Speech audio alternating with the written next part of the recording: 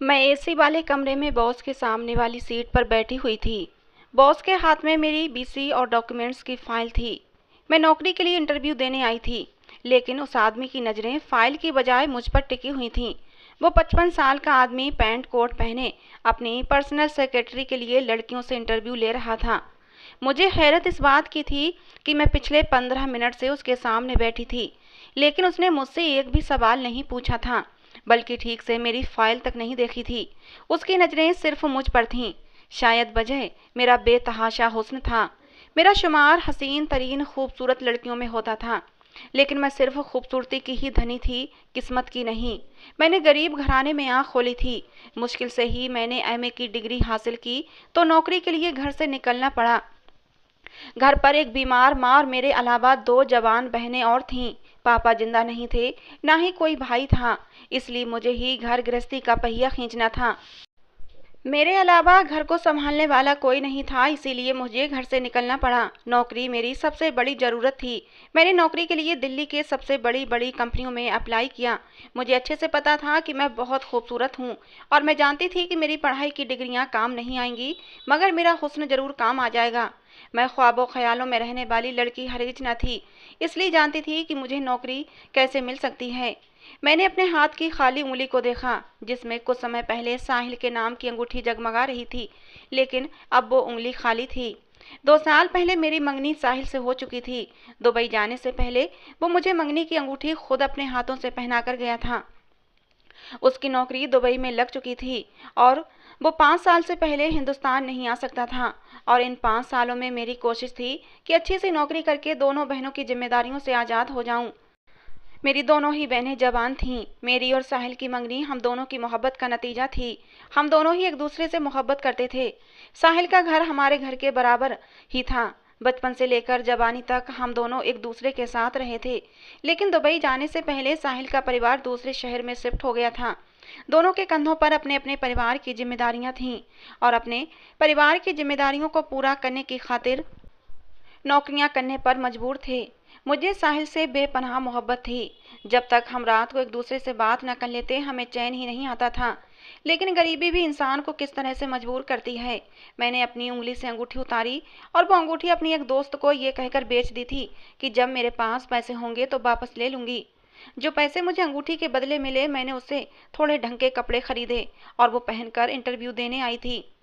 मेरे माँ बाप ने मेरी परवरिश बहुत ही अच्छी की थी। मैंने बहुत ही सलीके से कपड़े पहन रखे थे, अपने आसपास दुपट्टे को भी लपेट रखा था। अपनी खूबसूरती की वजह से उस ऑफिस में बैठी मैं एक काम सी लड़की की बजाय उस ऑफिस की मालकिन ही लग रही थी। सामने बैठे अधेड़ उम्र आदमी पर शायद मेरे हुस्न का जादू चल चुका था। उसने फाइल मेरे सामने रखी और कहने लगा, कल से आप ऑफिस ज्वाइन कर सकती हैं मिस नीलम। मैं खुश हो गई थी। मैंने पूछा, मेरी तनख्वाह कितनी होगी?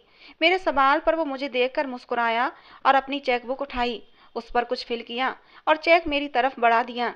कहने लगा, आप जैसी हसीन पर्सनल सेक्रेटरी को मैं एडवांस सैलरी दे देता हूँ। मैंने मुस्कुराकर चेक देखा और चेक देखकर तो मेरे होश उड़ गए थे। वो 2 लाख का चेक था। मेरी नज़र अचानक उस आदमी की तरफ उठी थी। मैंने पहले कहीं नौकरी नहीं की थी। मेरा अनुभव बिल्कुल जीरो था और मेरी पढ़ाई भी कुछ खास न थी। मेरी खूबसूरती के हिसाब से भी ये पैसे मुझे बहुत ज़्यादा ही लग रहे थे। 2 लाख की रकम कम तो नहीं होती। कुछ देर के लिए तो मेरा दिल बेचैन सा हो गया था। मैंने फिर उस इंसान की तरफ देखा जो मुझे ही तेज नज़रों से घूर रहा था। बॉस की तेज नज़रों का नतीजा था मैंने दुपट्टा ठीक से अपने कंधों पर फैला लिया और अपना गला साफ किया और कहा कि सर, मुझे अभी कोई अनुभव नहीं है काम करने का और आपको मैं बता भी चुकी हूँ, सब आपको ही सिखाना पड़ेगा। मैं एसी के थरथराते कमरे में भी पसीने से भीग चुकी थी। वो चेक मेरी उम्मीदों से कहीं बढ़कर था। वो मेरी बात पर अर्थपूर्ण तरीके से मुस्कुराया, फिर अपना सिगार मुंह को लगाकर बोला, आप निश्चिंत रहें, मैं आपको बहुत कुछ सिखा दूंगा। मैं उसकी बात पर चुप सी हो गई थी, फिर उठकर कमरे से चली गई। ऑफिस से बाहर निकलते हुए मैं गहरी सोच में गुम थी। भला एक फ्रेशर लड़की को 2 लाख कौन बेवकूफ़ तनख्वाह दे सकता है, वो सिर्फ इसलिए कि मैं खूबसूरत हूँ। इसके अलावा तो मुझे कोई और वजह समझ नहीं आ रही थी, क्योंकि ना मैं कोई मल्टी टैलेंट थी, ना ही कोई कंप्यूटर कोर्सेज कर रखे थे। मैं इन्हीं उलझनों और इन्हीं सोचों के साथ घर पहुंची। मेरी छोटी बहन रिद्धि ने घर का दरवाज़ा खोला तो मुझे आस भरी नज़रों से देखने लगी। मैंने जब ये खुशखबरी सबको सुनाई तो सभी खुशी के मारे चीख पड़े थे। मैंने उस चेक के पैसों से अपनी शॉपिंग की, क्योंकि मुझे अब ऑफिस जाना था, वो भी किसी की पर्सनल सेक्रेटरी के तौर पर। अपनी तरफ से मैंने बहुत ही कीमती और अच्छी ड्रेस खरीदी थी, लेकिन जो डिमांड मेरे बॉस ने 1 हफ्ते के बाद रखी, वो सुनकर तो मेरे होश उड़ चुके थे। मुझे 1 हफ्ता हो गया था, लेकिन मुझे अब तक ये समझ नहीं आई थी कि मुझे इस ऑफिस में काम क्या करना है। मैं पूरा दिन बस बॉस के ऑफिस में ही बैठी रहती। ना मुझे लैपटॉप पर कुछ सिखाया गया था, ना ही मुझे बॉस ने अपनी मीटिंग के बारे में कोई बात की थी। मुझे ऐसा महसूस हो रहा था जैसे मैं कोई डेकोरेशन पीस हूँ, खूबसूरती से तराशा हुआ, जिसे मेरा बॉस देखकर अपनी आंखें ठंडी करता हो। मैं जब तक बॉस के रूम में बैठी रहती, वो लगातार मुझे ही देखता रहता। कभी कभी मुझे अपने साथ मीटिंग पर भी लेकर जाता। मुझसे कुछ भी डिस्कस नहीं करता, बस मैं गैर जरूरी चीज की तरह कुर्सी पर बैठी रहती। मैं 1 हफ्ते में ही इस काम से उकता गई थी। मैंने 1 हफ्ते बाद ही बॉस से कह दिया कि आखिर आप मुझसे कोई काम क्यों नहीं लेते, मैं यहाँ बैठने के लिए थोड़ी आती हूँ। मेरी बात सुनकर वो मुस्कुराने लगा और कहने लगा, मैडम जी, जिस गेटअप में आप आती हैं ना, मैं आपको लोगों के सामने बिठाकर दिखा ही सकता हूँ। उसकी बात सुनकर मैंने खुद पर एक नज़र डाली। मैंने महंगे ब्रांड का सूट पहना हुआ था और मेरे कंधों पर दुपट्टा पड़ा हुआ था। मुझे तो अपने हुलिये में कोई भी कमी नजर नहीं आ रही थी। हल्का फुल्का मेकअप भी कर रखा था। मैंने कहा, क्या मतलब है आपका? मेरी बात सुनकर वो अपनी रिवॉल्विंग चेयर से उठकर मेरे पास आ गया। मैं भी अपनी कुर्सी से उठकर खड़ी हो गई थी। वो मेरे सामने आकर खड़ा हो गया और बोला, ये फुल स्लीव बाजू, कंधों पर फैला हुआ ये दुपट्टा, हसीन बालों की बंधी हुई चोटी या जूड़ा, खुद को आईने में देखो लड़की। अगर ऐसे में तुम्हें अपने क्लाइंट के सामने लेकर जाऊंगा तो वो मुझे ऑर्डर ही नहीं देंगे। पर्सनल सेक्रेटरी का मतलब जानती हो तुम? ये कहकर वो मेरी आंखों में देखने लगा। ना जाने ऐसा क्या था उसकी आंखों में कि मुझे उलझन सी महसूस हुई थी। मैं एकदम 2 कदम पीछे हटी थी। वो फिर मेरे करीब आकर धीरे से बोला, पर्सनल सेक्रेटरी तो ऐसी होती है कि सामने वाला उसे देखकर अपने होश खो बैठे, और कॉन्ट्रैक्ट पर साइन करते समय भी आदमी की नजरें और ध्यान पर्सनल सेक्रेटरी पर ही रहे। हीरे को तराश कर पेश करूं तो उसकी कीमत अच्छी लगती है। ये कहते कहते वो मेरे सर से दुपट्टा उतार चुका था, मेरे बालों को जूड़े से भी आजाद कर चुका था। मैं यूं थी कि जैसे होश से बेगाना हुई थी। वो मेरे बहुत करीब खड़ा था। एकदम ही मैं पीछे हटी थी। उसकी बेशरम नजरें जो मुझे बहुत कुछ समझा रही थीं। मैं एकदम से बेचैन हो उठी। मैंने जल्दी से अपना दुपट्टा अपने ऊपर ओढ़ा और कमरे से बाहर आई और ऑफिस से निकलकर सीधे घर चली आई। मैं शायद जितना आसान समझ रही थी, ये काम इतना भी आसान न था। मेरे बॉस ने जिस बेशर्मी का इजहार किया था, मेरा दिल ही धड़कना भूल गया था। मैंने सोच लिया था कि एडवांस में से जितने पैसे मैंने खर्च कर लिए हैं, वो भी थोड़े थोड़े जमा करके मैं बॉस को लौटा दूंगी, और बाकी के पैसे मेरी माँ के पास ही रखे थे, उन्हें वापस लाकर उस बॉस को लौटा दूंगी। मेरा दिल उस ऑफिस में काम करने का अब नहीं कर रहा था। मेरे बूढ़े बॉस के क्या घटिया इरादे थे, मैं समझ चुकी थी। मैं अपनी इज्जत को उसके सामने परोस नहीं सकती थी। लेकिन जैसे ही मैं घर में दाखिल हुई, मुझे डाइनिंग रूम से बातों की आवाज़ें आने लगीं, जैसे कोई मेहमान हो। मैं जैसे ही डाइनिंग रूम में दाखिल हुई, कुछ अजनबी लोग वहां पर बैठे चाय पी रहे थे। सामने टेबल पर बहुत से खाने पीने के सामान पड़े हुए थे। मेरी माँ ने मुस्कुराकर उन लोगों से मेरा इंट्रोडक्शन करवाया कि ये नीलम है, मेरी दूसरे नंबर की बेटी, सीमा से छोटी। सीमा दीदी उन लोगों के सामने बैठी थीं। मेरी माँ ने मुझे मिठाई खिलाई और कहा कि सीमा का रिश्ता पक्का हो गया है। ये सुनकर मुझे अपने बॉस की सारी बातें मैं भूल चुकी थी। मैं खुश थी कि चलो, सीमा दीदी का रिश्ता तो तय हुआ। वरना सीमा दीदी की जैसे जैसे उम्र बढ़ती जा रही थी, ऐसा लगता था जैसे सीमा दीदी डिप्रेशन का शिकार हो रही थीं। उनके बालों में चांदी भी उतरने लगी थी। और आज जब ये खबर मिली कि सीमा दीदी का रिश्ता तय हो गया है, तो मैं बहुत खुश थी। लेकिन मेहमानों के जाते ही मेरी माँ मुझसे कहने लगी, अच्छे लोग हैं इसलिए मैंने फौरन से हाँ कर दी। बस उन लोगों को शादी 6 महीने में चाहिए। वैसे भी तुम्हारी तनख्वाह अच्छी लग चुकी है। मैं सोच रही हूँ कि घर का गुजर बसर पापा की पेंशन पर ही कर लूँ और तुम्हारी तनख्वाह से सीमा की शादी की तैयारियाँ शुरू कर दूँ। ये सुनकर मैं चुप सी हो गई थी। रात को साहिल का कॉल आया, लेकिन मेरे दिमाग में तो मेरी बॉस की बातें घूम रही थीं। मैं अपनी माँ को कैसे बताती कि मैं ये जॉब छोड़ना चाहती हूँ? वो तो मेरी बहन का रिश्ता तय कर चुकी थीं।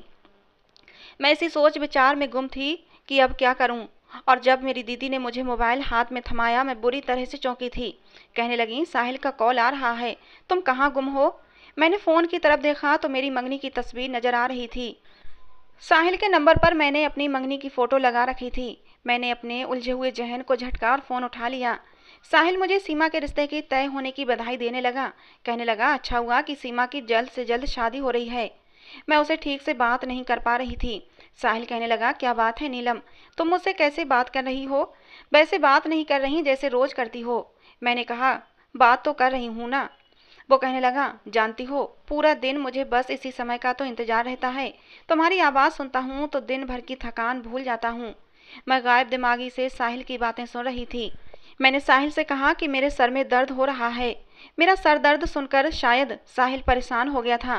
कहने लगा अच्छा ठीक है, तुम आराम करो, हम कल बात करेंगे। साहिल ने फ़ोन बंद कर दिया। मैं जानती थी वो मुझसे कितनी मोहब्बत करता है। यहाँ से जाने से पहले जब वो मुझसे मिलने आया था तो उसके जाने पर मैं कितना रो रही थी। आंखें तो उसकी भी गीली थीं, लेकिन मुझे चुप करवा रहा था। कहने लगा नीलम अगर तुम रोगी तो मैं कैसे जाऊँगा? प्लीज़ मुस्कुराकर मुझे विदा करो। और सारी बर्दाश्त के बावजूद अपने आंसू मैं रोक नहीं पाई थी। मैंने कहा 5 साल कम तो नहीं होते साहिल।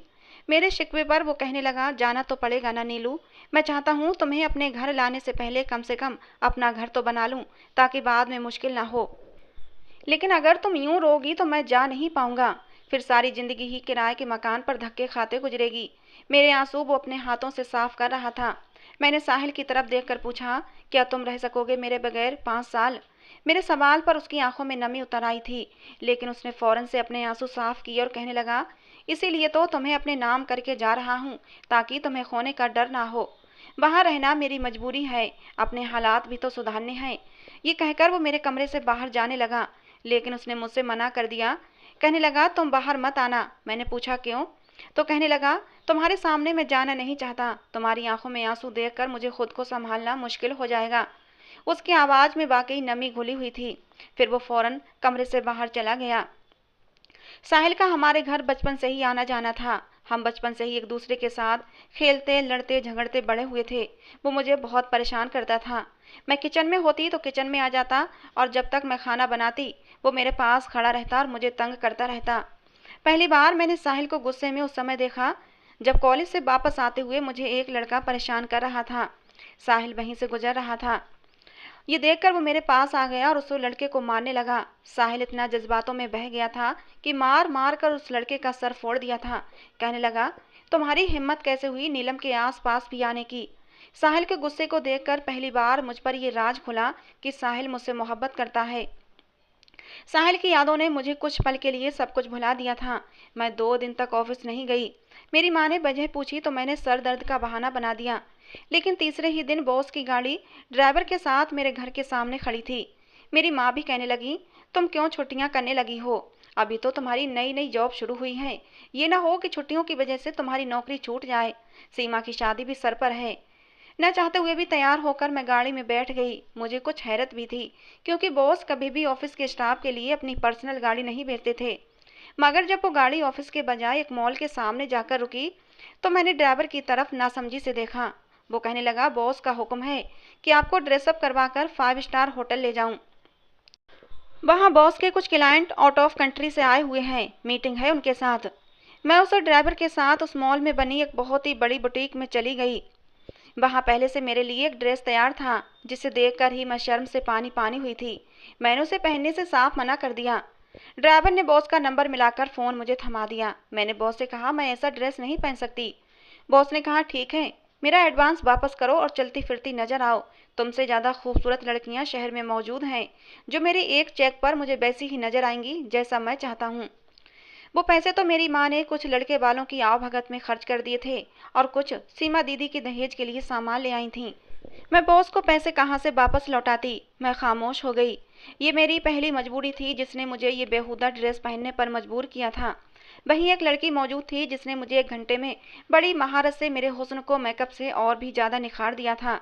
इस घटिया ड्रेस और इस हुलिये में मुझे शर्म आ रही थी।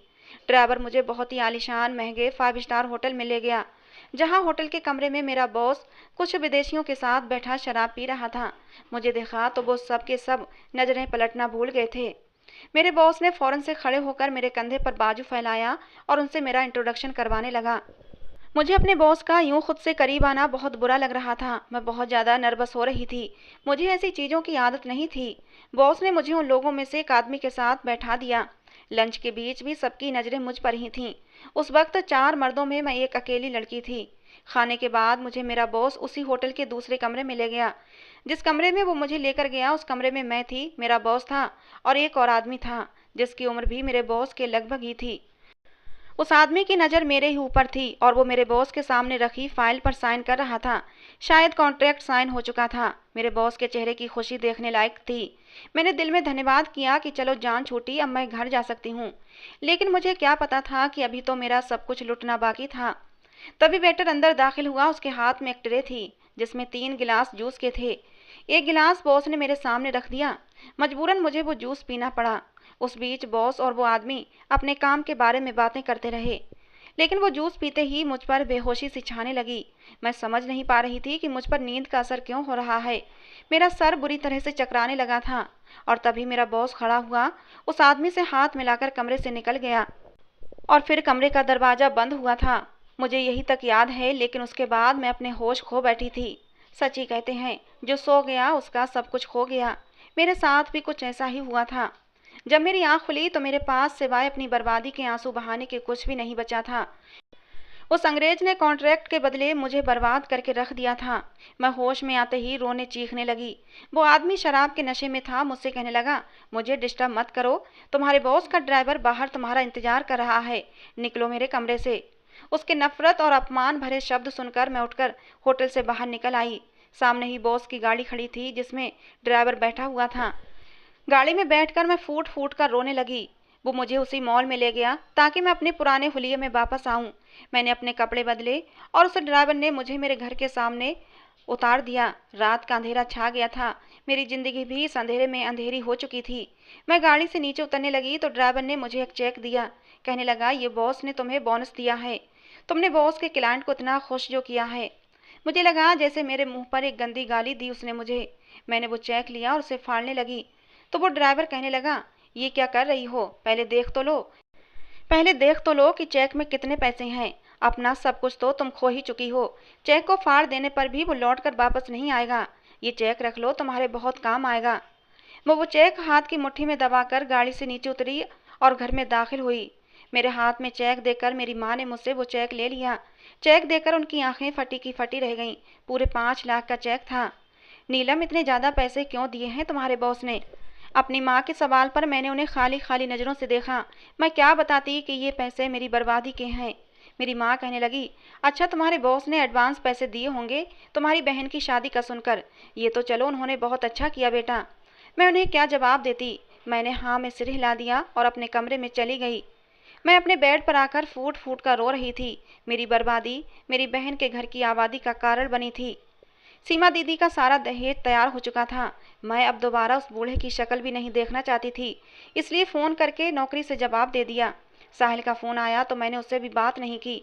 क्या बताती, क्या बात करती कि तुम मुझे जैसा छोड़ कर गए थे मैं अब वैसी नहीं रही। मैं अपनी इज्जत खो चुकी हूँ। मेरी माँ मुझे ऑफिस न जाने की वजह पूछती तो मैं बहाना बना देती, लेकिन एक दिन मेरी माँ जब बहन की शादी की शॉपिंग करके घर लौटी तो उनके सीने में दर्द की तेज लहर उठी थी। उन्होंने उस समय इस बात को ज़्यादा सीरियस नहीं लिया, मगर रात को उनको हार्ट अटैक आ गया। हमारे पास तो किसी सवारी का भी इंतजाम नहीं था। पड़ोसियों की मदद से मैं अपनी माँ को अस्पताल ले गई। डॉक्टर ने कहा अगर कुछ दिनों में ऑपरेशन नहीं किया गया तो तुम्हारी माँ मर सकती है। मेरे पास कोई दूसरा रास्ता नहीं था। मुझे मजबूरन अपने बॉस को फिर से फ़ोन करना पड़ा। मैंने अपने बॉस से कहा कि मेरी माँ को हार्ट अटैक आया है, मुझे पैसों की ज़रूरत है। बॉस कहने लगा, तुमने तो नौकरी छोड़ दी थी, खबरदार जो तुमने मुझे दोबारा फ़ोन किया। वो फ़ोन बंद कर चुका था। मैं रोने लगी। अगले दिन मैं उसके ऑफिस के रूम में बेबसी से हाथ जोड़े खड़ी थी। उससे अपनी माँ के लिए दया की भीख मांग रही थी। वो पत्थर दिल इंसान कहने लगा, पहले मेरे पैरों में गिड़गिड़ाकर माफ़ी मांगो। बहुत ही बदतमीजी से तुमने फ़ोन पर बात की थी, उस बात की माफ़ी मांगो। उस जैसा मगरूर और घमंडी आदमी मैंने अपनी ज़िंदगी में नहीं देखा था, लेकिन उस वक्त मैं बेबस थी, इसीलिए उसके कदमों में आकर बैठ गई। हाथ जोड़कर उससे माफ़ी मांगने लगी। उसने अपना चेहरा मेरे करीब किया और सिगार का धुआं मेरे मुंह पर फेंक दिया और बहुत ही नफरत से कहने लगा, मैं बिना किसी मकसद के किसी को एक पाई भी नहीं देता। जो काम तुमने उस दिन होटल में बेहोशी में किया था, आज के बाद पूरे होशो हवास में करोगी तो तुम्हें माला माल कर दूंगा। और अगर तुम चाहती हो कि तुम्हारी माँ का ऑपरेशन हो जाए तो मेरी सारी बातें मानना पड़ेंगी और इसको कॉन्ट्रैक्ट पेपर पर साइन करना पड़ेगा। फिर तुम मेरे हुक्म के बिना मेरे काम से इनकार नहीं कर सकती। उस कॉन्ट्रैक्ट पेपर मेरे सामने रख दिया और कहा कि इस पर साइन करो। मैं तुम्हें तुम्हारी माँ के ऑपरेशन के लिए पैसे दे दूंगा। इसके अलावा तुम्हें और भी पैसे देता रहूंगा। वो कॉन्ट्रैक्ट नहीं था, गुलामी थी, पाप का दलदल था। लेकिन मेरे पास उस समय कोई रास्ता नहीं था। मेरी माँ जिंदगी और मौत के बीच में खड़ी थी। मैंने आंसुओं से भरी आंखों से उस पेपर को देखा। मेरी इज्जत की अर्थी निकलने की हर बात उसमें लिखी हुई थी। 2 साल का कॉन्ट्रैक्ट था। मैंने कांपते हाथों से उस पर साइन करने लगी। आंखों के सामने साहिल का चेहरा आने लगा। लेकिन उस समय मेरी माँ की जिंदगी मेरे लिए सबसे ज्यादा जरूरी थी। मैंने वो पेपर साइन कर दिए। उस दिन मेरे अंदर की लड़की की मौत हो चुकी थी। उस इंसान के चेहरे पर एक शैतानी मुस्कुराहट फैल गई थी। मैंने अपनी आंखों से आए आंसू साफ किए और कहा कि मुझे अब पैसे दे दो, मुझे अपनी माँ का ऑपरेशन करवाना है। वो कहने लगा, इतनी भी जल्दी क्या है? मैंने कहा कि डॉक्टर को कहकर आई हूँ कि मैं पैसों का इंतजाम करके आऊंगी। मेरी सिसकियां नहीं रुक रही थीं, मगर सामने बैठा वो आदमी भी और जोर से कह कहे लगाने लगा। कहने लगा, मेरे साथ होटल जाओगी और मेरा ड्राइवर हॉस्पिटल में तुम्हारी माँ के ऑपरेशन के पैसे जमा करवाएगा। जब तक ऑपरेशन होगा तब तक तुम मेरे साथ रहोगी। मैं उसकी बात पर नम आंखों से उसे देख रही थी। मैंने अपनी जिंदगी में ऐसा पत्थर दिल इंसान नहीं देखा था। मुझे उस इंसान से इतनी नफरत हो रही थी कि अगर मेरे बस में होता तो मैं उसे जान से मार डालती। मैं कहीं भागी तो नहीं जा रही थी। कॉन्ट्रैक्ट भी साइन कर चुकी थी। उसकी गुलामी तक करने को तैयार थी। लेकिन उस इंसान के अंदर इंसानियत तो मर चुकी थी। मैंने अपनी बहन को फ़ोन किया जो उस वक्त मेरी माँ के पास अस्पताल में मौजूद थी। मैंने कहा, पैसे उसके पास पहुँच जाएंगे, वो ऑपरेशन करवा ले, मुझे एक ज़रूरी मीटिंग पर जाना है। एक बूढ़े आदमी को अपना आप सौंप देना किसी अजाब से कम नहीं लग रहा था। उस इंसान ने मुझे बहुत ज़्यादा नफरत और घिन महसूस हो रही थी। उस रात मेरा बूढ़ा बॉस मेरे शरीर से अपनी हवस पूरी करता रहा और मुझे तो खबर ही नहीं हुई कि मेरी माँ इस दुनिया से जा चुकी थी। मैं अस्पताल पहुंची तो मेरी बहन मुझे हैरत से देखने लगी और कहने लगी, नीलम, तुम्हारे लिए माँ से बढ़कर मीटिंग थी। मेरी दीदी रो रही थीं। मैं उन्हें क्या बताती कि अपनी माँ की जिंदगी की कौन सी कीमत चुका कर आई हूँ। वो मेरे साथ लग गईं और रोने लगीं। कहने लगीं, मम्मी मर चुकी हैं। दीदी के इन शब्दों ने तो मुझे जीते जी मार डाला था।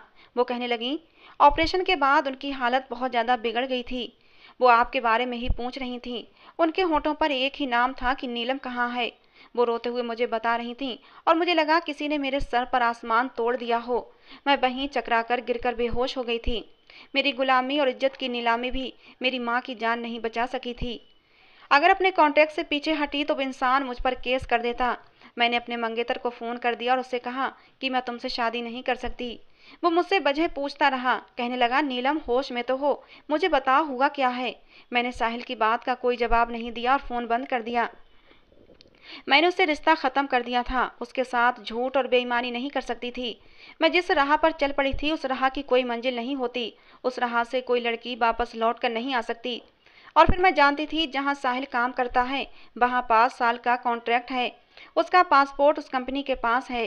वो 5 साल से पहले साहिल को वापस नहीं आने देंगे। बेहतर था कि राहें अलग कर लेते। मैंने अपने आप को अंदर से मार डाला था। मेरे अंदर अब जीने की कोई उमंग नहीं बची थी। लेकिन जब अपनी बहनों का चेहरा देखती तो मजबूरन ये जिंदगी जीना पड़ती थी।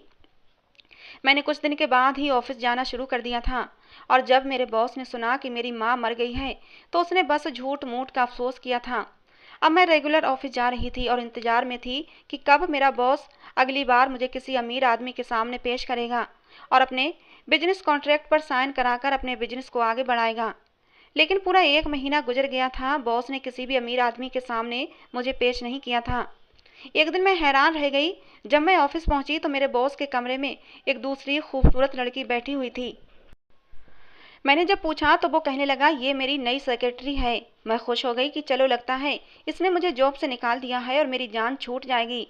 लेकिन वो कहने लगा, ज़्यादा खुश होने की ज़रूरत नहीं है तुमको, तुम भी मेरी सेक्रेटरी ही रहोगी। उसके बाद वो मेरा बॉस उसी लड़की को अपने साथ होटल ले जाता, लेकिन मुझे ऑफिस में ही छोड़ देता था। मैं उसकी गैर मौजूदगी में ऑफिस के सारे काम देखती थी। मुझे हैरत हो रही थी कि भला वो मुझे होटल क्यों नहीं ले जाता। और एक दिन मुझ पर ये राज भी खुल गया जब वो मेरे बहुत करीब आ गया। इतने करीब कि उसकी गर्म गर्म सांसें मेरे चेहरे पर पड़ने लगीं। मैंने उसे खुद से दूर धकेला तो उसने मेरा मुंह अपने हाथों में दबोच लिया। कहने लगा, तुम्हारी हिम्मत कैसे हुई मुझे खुद से दूर करने की? तुम भूल चुकी हो कि मैं तुमसे कॉन्ट्रैक्ट साइन करवा चुका हूँ और जो चाहे तुम्हारे साथ कर सकता हूँ। शुक्र मनाओ कि मैं अब तुम्हें और लोगों के सामने पेश नहीं करता, तो मैं खुद तक ही सीमित रखा है। और उसकी वजह यह है कि तुम मेरे दिल को भा गई हो। अब तुम सिर्फ मेरी ही रातें रंगीन करोगी, ना कि दूसरों की। और इसीलिए दूसरों के लिए मैंने एक दूसरी सेक्रेटरी रख ली है। अब तुम सिर्फ मेरे लिए हो और तुम्हें मुझे खुश करना ही पड़ेगा। ये कहकर वो मेरे बहुत करीब आ गया और मुझे खुद में समेट लिया। मैं अपने बचाव के लिए हाथ पांव भी नहीं मार सकती थी, क्योंकि मैं कॉन्ट्रैक्ट साइन कर चुकी थी। और फिर उसके बाद ये सिलसिला चल पड़ा था। एक दिन मैंने उससे कहा कि अगर तुम्हारा दिल मुझ पर आ गया है तो मुझसे शादी कर लो, ये रोज रोज का गुनाह मुझसे सहा नहीं जाता। वो कहने लगा, तुमसे शादी मैं क्यों करने लगा? तुम जैसी लड़कियां सिर्फ दिल बहलाने के लिए होती हैं, शादी के लिए नहीं। ये कहकर वो चला गया था। मैंने आखिरी बार अपने बहते आंसू पोंछे थे। मैंने अब अपने दिल में कुछ ठान लिया था कि मुझे अब आगे क्या करना है। उसके सारे कारोबार को मैं समझ चुकी थी। इन 8 महीनों के अंदर मैंने उस आदमी को अपना मोहताज बनाकर रख लिया था। वो मेरे बगैर बिल्कुल जीरो था। मेरी खूबसूरती उसके हवासों पर बुरी तरह से सवार हो चुकी थी। ये कहना ज़्यादा सही रहेगा कि वो मुझसे मोहब्बत करने लगा था, मुझ पर विश्वास भी करने लगा था। बस वो मुझे इज्जत के साथ अपनी पत्नी नहीं बना सकता था। मैंने एक जॉइंट अकाउंट बनवाया, उसका सारा बैलेंस उसमें रखवा लिया। उसकी सारी डील्स के बारे में मैं सारी इन्फॉर्मेशन रखती थी। उसकी हर डील पर दूसरा साइन मेरा ही होता था। मैंने उसे शराब और अपने हुस्न का इतना आदी बना लिया था कि अब वो कई कई दिन तक होटल के कमरे में नशे में चूर पड़ा रहता था। और अब मैं इसी बात का फ़ायदा उठा रही थी। जब भी वो मेरे करीब आने की कोशिश करता, मैं उसको इतनी शराब पिला देती कि वो अपने होश खो बैठता था और बेहोशी की हालत में ही अपने कमरे में पड़ा रहता था। नशे की हालत में ही मैंने उसकी हर प्रॉपर्टी, यहाँ तक कि उसका बंगला भी अपने नाम करवा लिया था। मैं उस दरिंदे को पाई पाई का मोहताज कर देना चाहती थी। उसके क्लाइंट्स अब मुझसे ही डील करते थे। मैं उसकी हर चीज़ अपने नाम कर चुकी थी। मैंने अपनी दोनों बहनों की शादियाँ बहुत धूमधाम से की थीं। अपना आप बेचकर मैंने उन्हें इज्जत की ज़िंदगी दी थी। जब मैंने उस आदमी का सब कुछ अपने नाम कर लिया, तो फिर उस दिन मैंने बड़ी बेचैनी से इंतजार में थी उस इंसान के ऑफिस में आने के लिए। उसके रूम में उसकी रिवॉल्विंग चेयर पर बैठी मैं उसका इंतजार कर रही थी। उसने शायद अपनी बेटी की सालगिरह पर उसे तोहफा देने के लिए बैंक से पैसे निकलवाने थे, लेकिन बैंक अब मेरे इशारे के बगैर कोई भी काम नहीं कर सकता था। उसे एक पैसा भी नहीं देता। वो बुढ़ा बड़े तेज और गुस्से से मेरे कमरे में दाखिल हुआ था। मुझे अपनी कुर्सी पर बैठा देखकर उसे हैरत का झटका लगा था। मेरे होठों पर एक तंजिया मुस्कुराहट फैल चुकी थी। मुझे देखकर वो गुस्से से चीख पड़ा था, लेकिन मैंने भी एक तेज नज़र उस पर डाली थी। मैंने कहा, आपको अंदर आने का तमीज़ नहीं है कि पहले बॉस के कमरे पर दस्तक दी जाती है और इजाज़त मिले तो अंदर आते हैं, वरना बाहर से ही लौट जाते हैं। मेरी बात पर वो गुस्से से बिखर पड़ा था और अंदर आकर कहने लगा, क्या बकवास कर रही हो तुम? मैंने कहा, मुझसे तमीज़ से बात करो, वरना अपने गार्ड को बुलवाकर धक्के देकर बाहर निकलवा दूंगी। वो कहने लगा, तुम शायद अपनी औकात भूल रही हो। थोड़ी ही देर में कमरे में वकील मुझसे अंदर आने की इजाज़त मांग रहा था। मैंने उसे अंदर आने की अनुमति दी। उस वकील से कहा कि इस इंसान को इसकी औकात दिखा दो। वकील ने उसे सारे कागज दिखा दिए तो वो यूं हो गया था जैसे उसे किसी ने मौत की सजा सुना दी हो। वो बिल्कुल खाली दामन हो चुका था। कहने लगा, तुमने मुझे धोखा दिया है। मैंने कहा, तुमने भी तो मुझे नशा देकर धोखे से एक दरिंदे के हवाले मुझे कर दिया था, कुछ पैसों की खातिर। मैंने तो हिसाब बराबर किया है। उसका टूटा हुआ गुरूर, धुआं होता चेहरा देखकर मेरे अंदर बैठी बेबसी की लड़की आज नाच रही थी, झूम रही थी। मैंने कहा, कल तक अपना बंगला खाली कर देना, वरना धक्के मार कर उस घर से निकलवा दूंगी। आज तक उन आंखों में मैंने सिर्फ घमंड, गुरूर और हवस देखी थी। आज आंसू देख रही थी, बेबसी देख रही थी। वो रोने लगा, कहने लगा, मुझे माफ़ कर दो।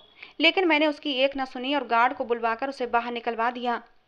कुछ दिन बाद उसकी बेटी रोते हुए मेरे पास आई और कहने लगी, मेरे पापा को हार्ट अटैक हुआ है। डॉक्टर ने ऑपरेशन का कहा है, मुझे पैसों की सख्त ज़रूरत है। मैंने भी उस लड़की से वही कॉन्ट्रैक्ट साइन करवाया जो साइन आज से 1 साल पहले उसके बाप ने मुझसे करवाया था। आज उसकी बेटी मेरी जगह खड़ी थी। रोते हुए उसने साइन किया था। मैंने उसे एक होटल में भिजवा दिया और ड्राइवर को हॉस्पिटल उसके बाप के ऑपरेशन के लिए फीस जमा करवाने भेज दिया। मैं अपने ऑफिस में बैठी थी, लेकिन अंदर से बहुत बेचैन थी। मुझे लगा उस लड़की के साथ जो कुछ होने जा रहा है, ऐसा लग रहा था उसकी तकलीफ मैं अपने शरीर पर महसूस कर रही थी। गलती उसके बाप की थी तो फिर सजा उस मासूम लड़की को क्यों मिलती? मैं फ़ौरन से होटल में चली गई और मैंने उस लड़की की इज्जत बचा ली और डील कैंसिल कर दी।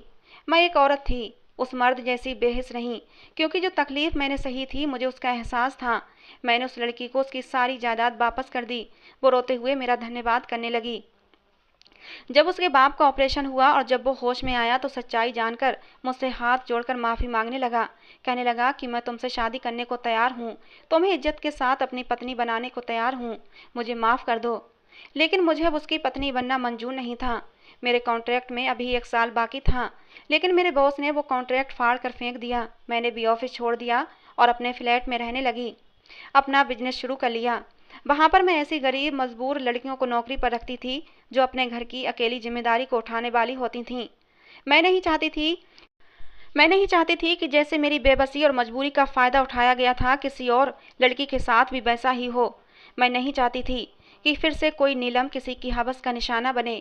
इस बात को 5 साल गुजर चुके थे। मैंने अपनी ज़िंदगी का बस यही मकसद बना लिया था। अचानक एक दिन मुझे एक कॉल आई कि एक नौजवान आपसे मिलना चाहता है। कहता है कि ऑर्डर पर माल तैयार करवाना है। बच्चों की गारमेंट्स कपड़ों की फैक्ट्री थी जहां लेडीज़ वर्कर बच्चों के कपड़े सिलाई करती थीं। शायद वही लेने के लिए आया है। मैंने कहा उसे अंदर भेज दो। मैंने अपने साड़ी का पल्ला ठीक किया और कमरे का दरवाज़ा खुला तो सामने जो इंसान खड़ा था उसे देखकर मैं सांस लेना भूल गई थी। पैंट कोट पहने वो लड़का कोई और नहीं बल्कि साहिल था। मेरे होंठों से अचानक ही निकला, साहिल तुम। और मैं एकदम से खड़ी हो गई। तुम यहाँ? साहिल कहने लगा, क्यों, मैं यहाँ नहीं आ सकता? मैं चाहती थी साहिल यहाँ से चला जाए, मुझसे कोई सवाल ना करे। मैं उसे कुछ भी बताना नहीं चाहती थी। मैं तो उसे देखना भी नहीं चाहती थी, ना ही उसका सामना कर सकती थी। वो मेरे सामने आकर खड़ा हो गया और कहने लगा, मुझे तुमसे कुछ कहना है। लेकिन मैंने साहिल से मुंह फेर लिया, अपनी आंखों में आए आंसू पोंछे और कहा, मेरा तुमसे कोई संबंध नहीं है। मेरा ये कहना था कि उसने मेरा हाथ पकड़ लिया और कहने लगा, संबंध तुमने तोड़ा था, मैंने नहीं। ये कहकर वो मुझे अपने साथ बाहर ले जाने लगा। मैं वहाँ पर अपना तमाशा नहीं चाहती थी। सारे वर्कर्स मुझे देख रही थीं। मैं खामोशी से उसके साथ बाहर आ गई। बाहर एक गाड़ी खड़ी थी। कहने लगा, तुम अगर ये नहीं चाहती कि यहाँ तमाशा हो तो खामोशी से गाड़ी में बैठ जाओ। मैं गाड़ी में बैठ गई। वो मुझे समंदर के किनारे ले गया। गाड़ी से उतरकर मेरा हाथ पकड़कर मुझे समंदर के किनारे ले गया। कहने लगा, बताओ ऐसा क्या हुआ था कि तुमने फ़ोन कॉल करके मुझसे मेरे जीने का हक ही छीन लिया? क्या इतना आसान था तुम्हारे लिए मुझसे हर रिश्ता ख़त्म कर देना? बुरे हालात किसी पर भी आ सकते हैं, लेकिन कोई अपने चाहने वालों के साथ ये सब तो नहीं करता। आज बरसों के बाद मैं फूट फूट कर रो रही थी। मैंने कहा, साहिल तुम अपनी ज़िंदगी बसाओ और उसमें खुश रहो। मैं जिस मकाम पर खड़ी थी वहाँ तुम कहीं नहीं हो। मैं तुम्हारे काबिल नहीं रही। मैंने सोचा कि उसे सब कुछ सच सच बता देती हूँ ताकि वो अपना रास्ता बदल ले। और फिर मैंने रोते रोते उसे सब कुछ बता दिया था, कुछ भी नहीं छुपाया। वो खामोशी से मेरी हर बात सुनता रहा। फिर कहने लगा, क्या मैं मर गया था नीलम? मुझसे क्यों नहीं कहा? मुझे क्यों नहीं बताया? क्या ये थी तुम्हारी मोहब्बत? तुमने एक बार भी मुझ पर विश्वास नहीं किया। एक बार भी अपना समझकर अपनी परेशानी मेरे सामने नहीं रखी। एक बार तुम मुझसे कहती, मैं तुम्हारा अपना था। तुमने क्यों दूसरों के सामने हाथ जोड़कर खुद को बर्बाद किया? आज फिर मेरे बहते हुए आंसुओं को अपने हाथों से पोंछ रहा था। कहने लगा, अच्छा छोड़ो इन सब बातों को, ये बताओ कि तुम्हारे घर कब आऊं तुम्हें अपनी दुल्हन बनाने के लिए? मैंने अचानक ही उसकी तरफ देखा। मैंने कहा, ये सब जानकर तुम मुझे अपनाना चाहते हो? क्या तुम पागल हो गए हो साहिल? तुम्हें कोई भी अच्छी लड़की मिल सकती है। वो कहने लगा, मैं एक अच्छी लड़की से ही कह रहा हूँ। मैं अब भी तुमसे मोहब्बत करता हूँ। तुम्हारी बातें सुनने के बाद भी मेरे दिल में तुम्हारी मोहब्बत बिल्कुल भी कम नहीं हुई है। मैं जानता हूँ कि जो कुछ तुमने किया वो मजबूरी में किया। मैं आंखें फैलाए साहिल को देख रही थी। मैं नहीं जानती थी ये मर्द का कौन सा रूप है जो मुझे साहिल के अंदर नजर आ रहा था, लेकिन खैर एक सहारे की जरूरत थी मुझे, इसीलिए मैं इनकार न कर सकी। और फिर मैं तो साहिल से मोहब्बत करती थी। मैंने ही उसकी मोहब्बत को अपने दिल के अंदर कहीं दफन कर लिया था, लेकिन अब भी साहिल मेरे दिल की धड़कनों में बसता था। अचानक ही रोते हुए मैं साहिल के सीने से जा लगी थी। साहिल ने भी मुझे अपनी बाहों के घेरे में ले लिया था। आज जिंदगी मुस्कुरा रही थी और मेरे अंदर जीने की उमंग पैदा हो रही थी। तो दोस्तों, ये थी आज की हमारी कहानी। आपको कैसी लगी जरूर बताना। पसंद आई हो तो प्लीज़ लाइक करना। रोज़ एक नई कहानी सुनने के लिए हमारे चैनल को भी सब्सक्राइब करना। कहानी को अंत तक सुनने के लिए आप लोगों का बहुत बहुत धन्यवाद दोस्तों। मिलते हैं अगली किसी नई कहानी के साथ।